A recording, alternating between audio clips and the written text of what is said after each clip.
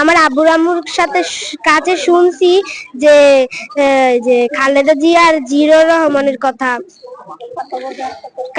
তার কবর জিয়ারত করতে আমরা এসেছি এখানে। আপনারা কোথা থেকে আসছেন? আমরা আসছি বরিশাল থেকে।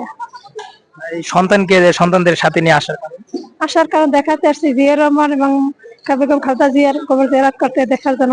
ওদের সাথে সবসময় বলা বলি করছি, তারা খুব ভালো লোক ছিল, আদর্শবান ছিল, মানবতাবাদী ছিল, গণতন্ত্রের মা। এই জন্য আসার জন্য আগ্রহী, সেজন্য নিয়ে আসছি, সেজন্য নিয়ে আসছি। বিসমিল্লাহির রহমানির রহিম। আমি আসছি নাটোর থেকে, রাজশাহী নাটোর থেকে। আমি আসছি গতকালকে।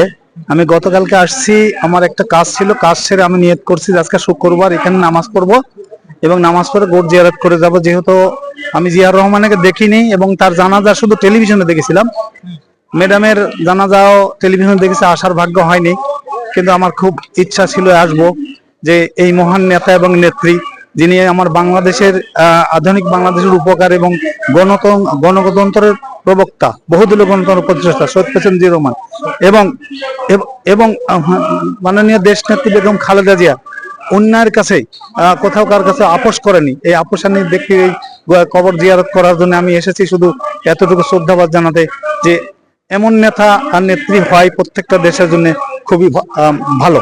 উনি শুধু আমার পরিচয়, আমি কোন দলের অঙ্গ সংগঠন না, শুধু আমি শহীদ প্রেসিডেন্ট জিয়াউর রহমানের আদর্শকেও ভালোবাসি এবং দেশনেত্রী বেগম খালেদা জিয়ার আদর্শকে আমি খুব ভালোবাসি। এই ভালোবেসেই আমি এখানে ছুটে এসেছি।